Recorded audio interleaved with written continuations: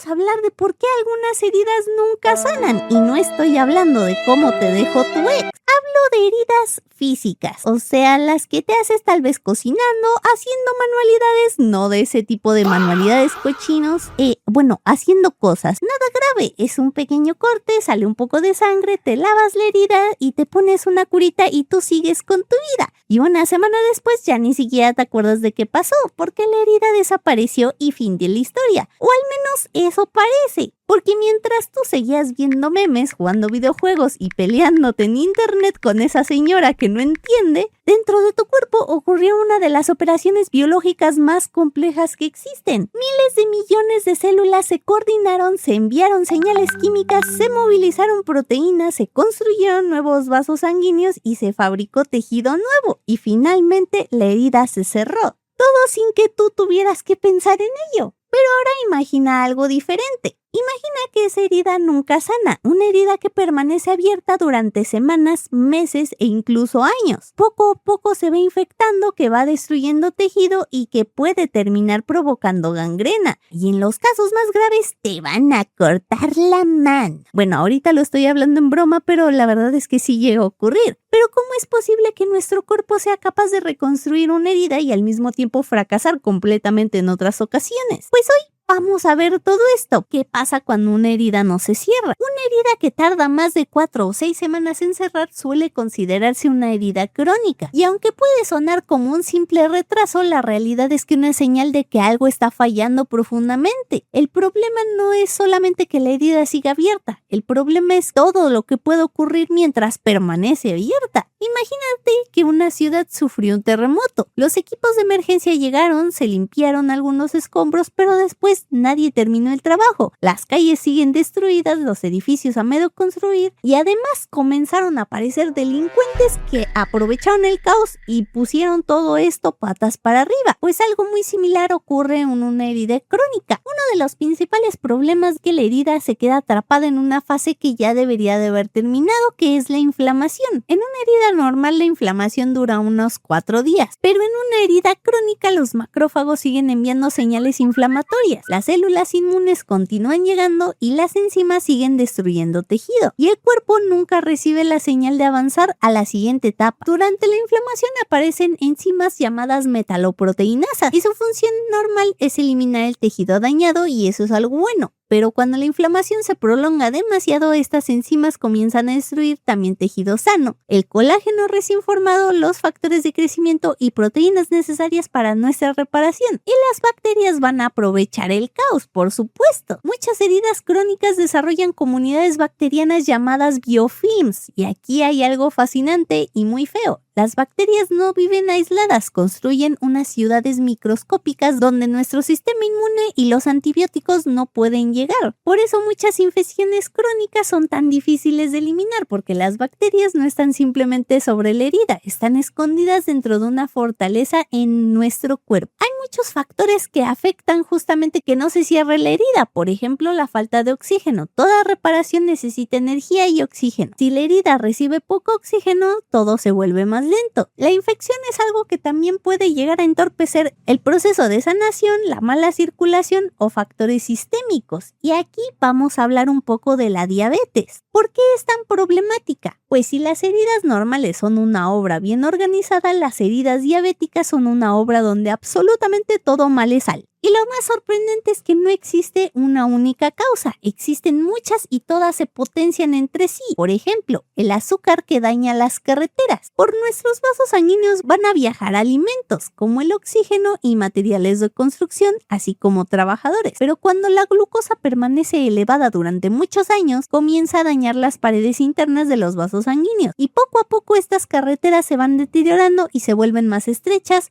más rígidas y mucho menos eficientes. Eso significa que llega menos sangre a la herida, y menos sangre significa menos oxígeno, menos nutrientes, menos células reparadoras y menos capacidad de curación. El segundo problema, los nervios dejan de avisar. La glucosa elevada puede dañar nuestros nervios periféricos, y cuando esto ocurre, la sensibilidad se desaparece o disminuye. Tal vez la persona tenga una ampolla, una cortada o una piedra o un cristal en el zapato y simplemente no lo va a notar, apagar porque no le va a doler. Básicamente el dolor es una alarma de incendio, que no es agradable pero existe por una razón, te avisa que algo está mal. Y cuando la alarma deja de funcionar, pues el daño continúa acumulándose y la herida empeora sin que la persona se dé cuenta. Tercer problema, los macrófagos se confunden. Durante la cicatrización normal, los macrófagos cambian de personalidad. Primero actúan como soldados y después se convierten en constructores. Primero limpian y luego reparan. Pero en muchas heridas diabéticas esta transición falla. Los macrófagos permanecen atrapados en modo combate y siguen produciendo inflamación. Siguen enviando señales de guerra y la reconstrucción nunca despega completamente. Es como si los bomberos siguieran echando agua después de apagar el incendio.